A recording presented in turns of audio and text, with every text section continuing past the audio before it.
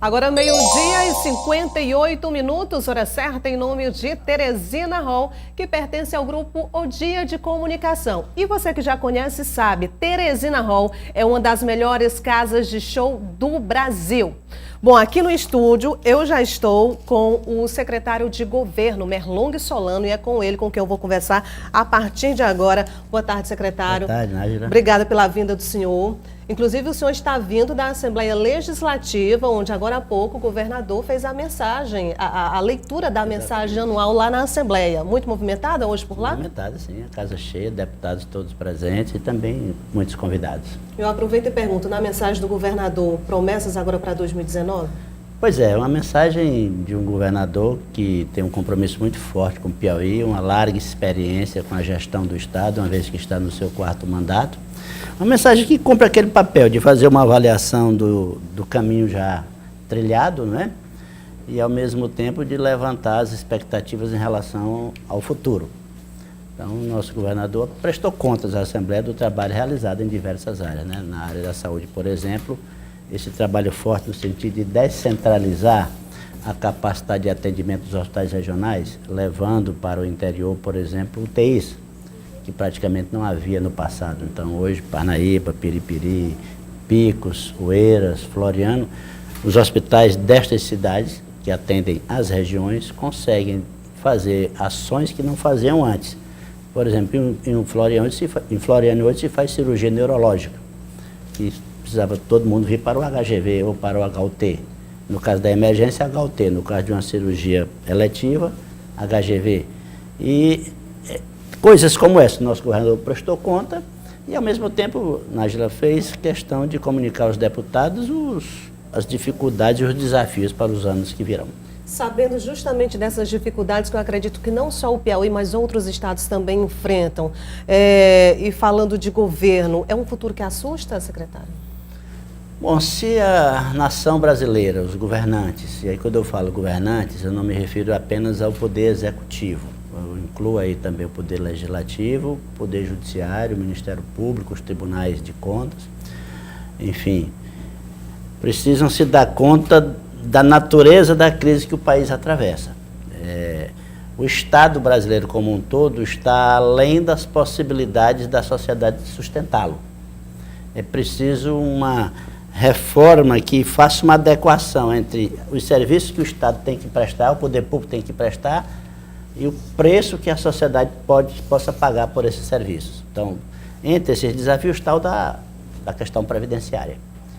Já 6 estados brasileiros decretaram estado de calamidade financeira, outros poderão vir a fazê-lo ainda este ano, se não forem equacionados estes desafios, entre eles o da Previdência. Só no caso do Piauí, Nájila, para esse ano nós teremos muito provavelmente um déficit na Previdência do servidor público da ordem de 1 bilhão e 200 milhões de reais.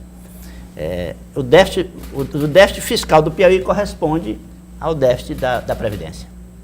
Tá?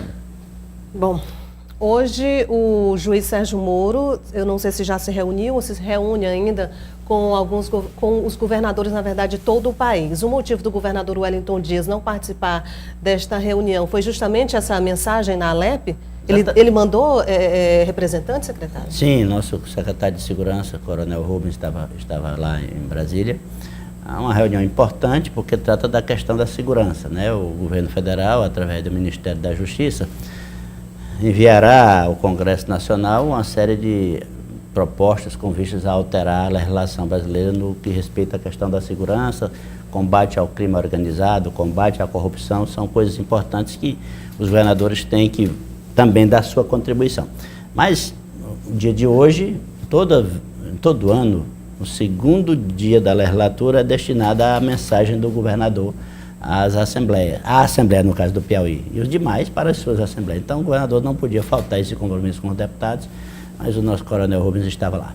Falando em governo federal, já foi mais do que identificado que o presidente Jair Bolsonaro tem algumas, digamos, mágoas do estado do Nordeste, embora ele tenha dito que é um presidente para o país inteiro, mas ficou bem claro um certo desagrado em relação ao Nordeste na época de sua campanha, na eleição, enfim.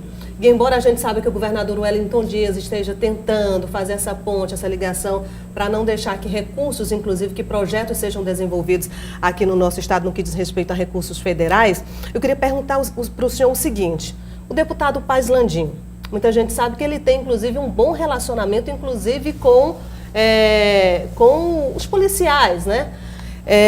E eu queria saber se é possível que o governador Wellington Dias, inclusive tendo uma boa relação com o deputado Paz Landim, se pode haver aí uma relação também mais, digamos, amistosa entre Piauí e governo Bolsonaro?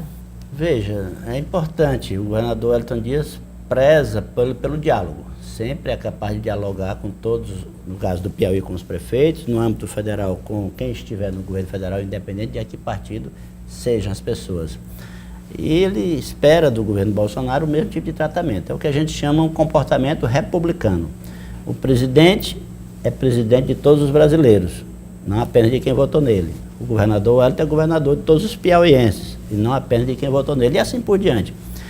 Então, nós estamos assim meio preocupados, porque no começo da gestão, entre a eleição e agora os primeiros dias da gestão, ainda predominou um comportamento político meio assodado por parte do governo federal, assim, típico de quem não desceu do palanque.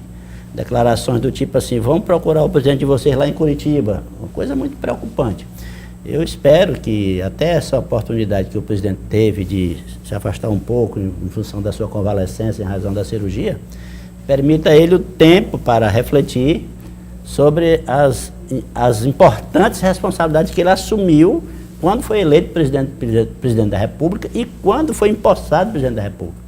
Eu repito, ele agora é presidente de todos os brasileiros. Então, não pode estar na mesa do presidente essa questão: se o governador tal não votou em mim, eu vou tratá-lo de maneira diferente do governador que votou em mim.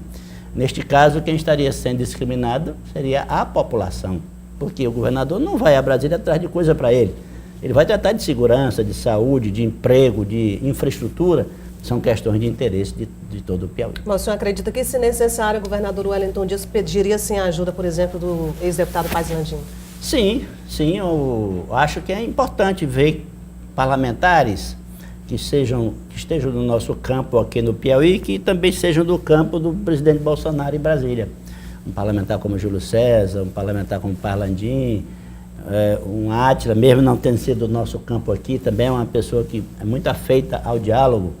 O presidente Temístios Filho também é uma pessoa que tem uma boa relação em Brasília, de modo que o governador está aberto e valoriza esse tipo de intermediação, desde que ela propicie um aumento da atenção ao estado do Piauí por parte do governo federal. Falando em parlamentares, o Piauí já tem como certo que o deputado federal Fábio Abreu vai voltar a assumir a Secretaria de Segurança Pública aqui do estado. Ele assumindo de fato, o senhor pode até aqui confirmar, ele assumindo de fato, o primeiro suplente dele assumiria o lugar. E nós estamos falando, secretário Merlong Solano. Então, o que o senhor nos diz? Pois é, isso aí o governador está evitando anunciar os pedaços do novo secretariado, porque, como ele está também levando uma reforma para a Assembleia na próxima semana, ele quer anunciar já com a cara da nova reforma, o secretariado. Mas, neste caso, ele já definiu, já convidou o deputado Fábio Abreu para ser secretário de Segurança, e ele aceitou o convite, de modo que, então, logo isto aconteça, nos próximos dias eu serei convocado pela Câmara Federal e assumirei. Não sei por quanto tempo. Da vez passada eu lembro que eu era segundo suplente, mesmo assim fui convocado, porque ele chamou 2 deputados para serem secretários, né?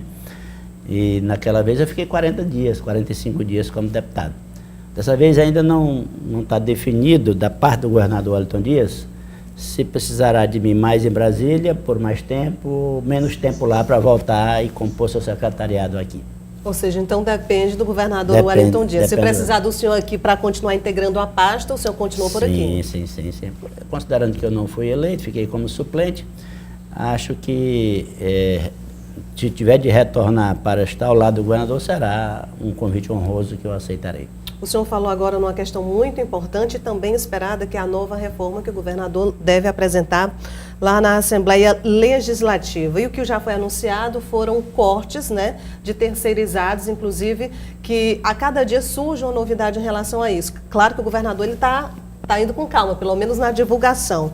Mas o que o senhor poderia antecipar, além desses terceirizados já anunciados, em relação à fusão de secretarias, possível fusão de secretarias, extinção de coordenadorias, alguma novidade, secretário? Pois é, o esforço para reduzir a despesa ao máximo, considerando que o governo do Estado não tem instrumentos para enfrentar a crise econômica, isso é mais ao governo federal. Quer dizer, o ritmo de recuperação da economia não depende muito das ações do governo do Estado, muito menos das prefeituras. A política econômica no Brasil ela é centralizada pelo governo federal. Então, como isso não está sob o nosso controle, o que está sob o nosso controle? A despesa. Quanto mais a gente conseguir ajustar a despesa, tanto mais o Estado conseguirá enfrentar essa crise com menos sofrimento. Então, já está em andamento o que você falou.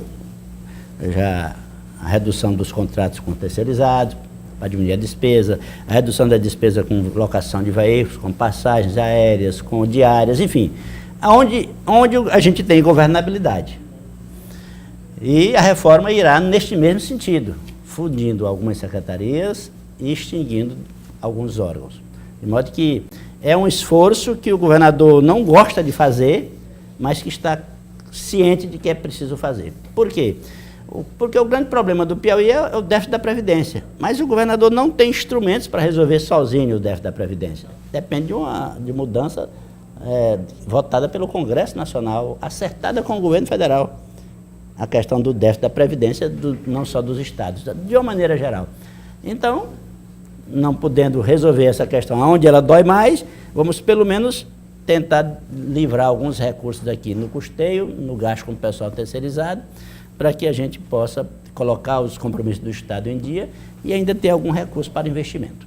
Essa redução no quadro de pessoal não chega a comprometer o funcionamento aqui no Estado? Sim, não deixa de ter dificuldade, sim. Olha, nós temos cerca de 5.000 terceirizados, vamos cortar aí uns 1.200, não é?